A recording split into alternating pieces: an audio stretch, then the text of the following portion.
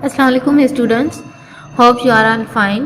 So today I am going to start exercise 10.1 because in the previous classes we have understand and learned the chapter 10 concept and theorem 10.1.1. Okay, so now I am going to start theorem 1.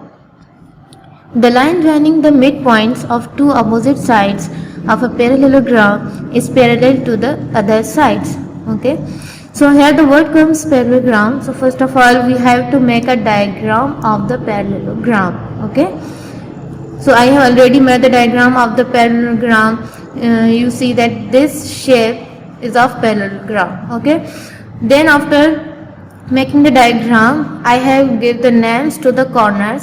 This is A, B, C and D.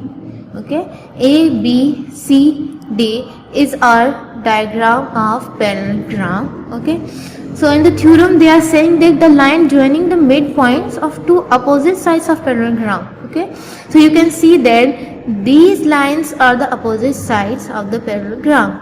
Okay, and also C, D and AB or BA is also opposite side of a parallelogram.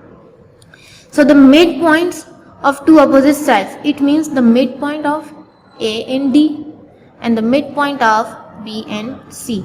Okay, so I gave the name to the midpoint, it's P and it's Q. So P and Q are the two midpoints of AD and CB or BC. Okay, so these are the two midpoints. In the theorem they are saying that we have to join the midpoints, the line joining the midpoints. It means we have to join the point P and Q. Okay, so after this they are saying the line joining the midpoints of two opposite sides of a parallelogram is parallel to the other sides. So this line must be parallel to this side and this side. Okay, so after the diagram we have to write the things that are given. So given is in parallelogram A, B, C, D, point P and Q are midpoint of AD and BC respectively. So you know about this symbol, this represents parallelogram, two parallel lines, and this M represent the parallelogram that we have made already. Okay, so given is that point P and Q are midpoints of this line AD and CB. Okay, so we have to prove PQ is parallel to AB and PQ is parallel to CD. Okay, so our statements and the reasons.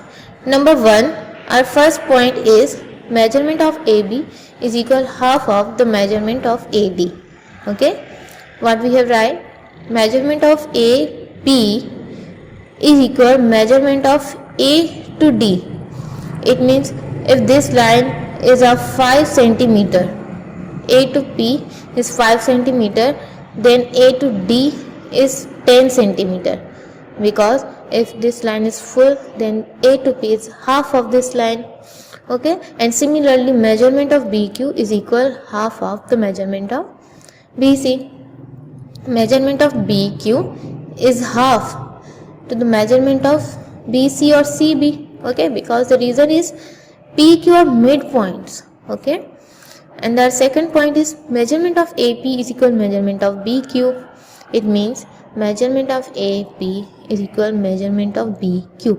If this line is of 5 centimeter, then this line will also be equal to 5 centimeter, because the measurement of A to D, the line A to D is equal to the line B to C. That's why we are saying that AP is equal BQ, and this is given in the parallelogram. Okay, our third point is also AP is parallel to BQ. AP is parallel to BQ. Okay, why these two lines are parallel? Because these two lines are equal in length. I have already said that if this line is of 5 centimeter, then this line will also be equal to 5 centimeter. So these two lines are equal in length and are same in shape. So that's why these are parallel. And also the other reason is AD is parallel BC, and this is given because AD and BC are also parallel. These are equal in length and same in shape. That's why are parallel. Okay, So our fourth point is saying that ABQB is parallelogram. Okay, because the reason is a pair of opposite sides congruent and parallel. Okay, again a pair of opposite sides are congruent and parallel. It means APQB is are now parallelogram. Okay, because the pair of opposite sides are congruent and parallel.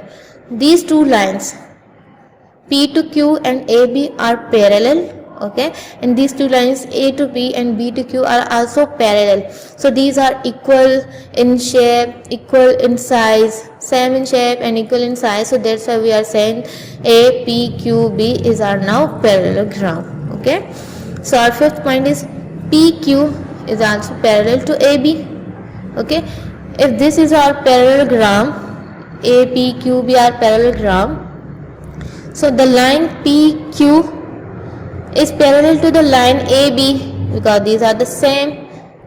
Okay, these are the same in shape and equal in length. So the reason is opposite sides of a parallelogram, and you already know about this, that in parallelogram the opposite sides will always be equal. Okay, so our sixth point is PQ is parallel to CD,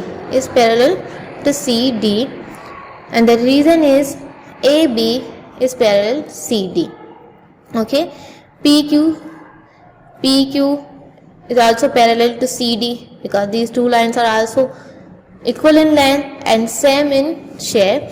So that's why we are saying that this is our parallelogram. It means the line joining the midpoint P to Q is parallel to the other sides. Okay, so now this is proved, and now we will understand the theorem 2 of exercise 10.2. Okay, now I am going to start to explain theorem number 2 after the completion of theorem 1. Okay, so see here, I have already write the theorem 2. Interior angles on any side of a parallelogram are supplementary. Okay, so here the word comes parallelogram. First of all, you have to make a diagram of the parallelogram. So here is a diagram of parallelogram and give the names to the corners or the vertex. Let's start with the vertex for 1. This is A, B, C, D. Okay, so now we will write the things that we have given. Given is A, B, C, D is a parallelogram. Okay, given is A, B, C, D is a parallelogram. Okay, now the thing we have to prove is to prove number 1, angle A plus angle B is equal 180. Angle A, angle B, the sum of the angle A and B is equal 180. Okay, number 2, angle A plus angle D is equal 180.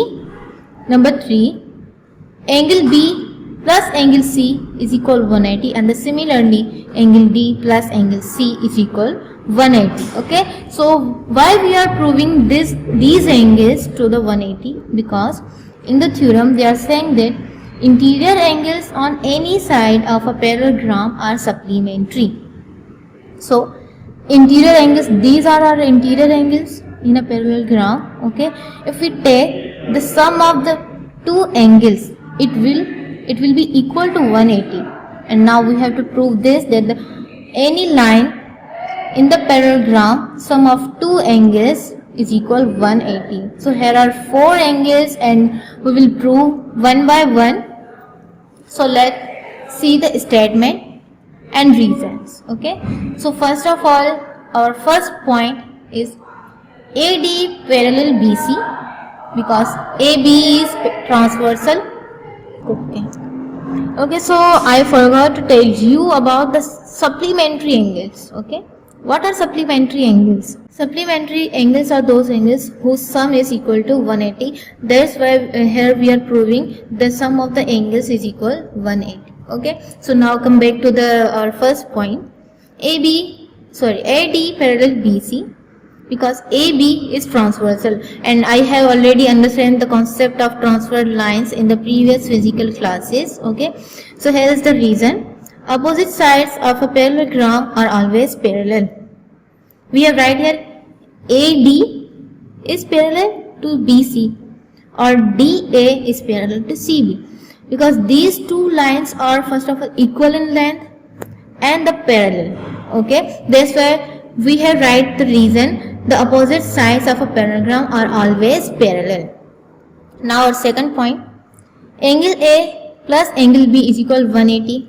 Okay, according to transversal, we have write the sum of the two angles in the parallelogram is always equal to 180. Okay, similarly this is proved. Now similarly our third point is angle A plus angle D is equal 180.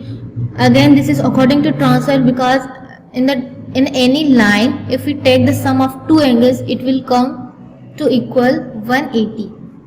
So similarly this is also proved, and again angle B plus angle C is equal 180, angle D plus angle C is equal 180. So now we have proved all these angles are interior angles. Okay, and these are the supplementary angles in this parallelogram.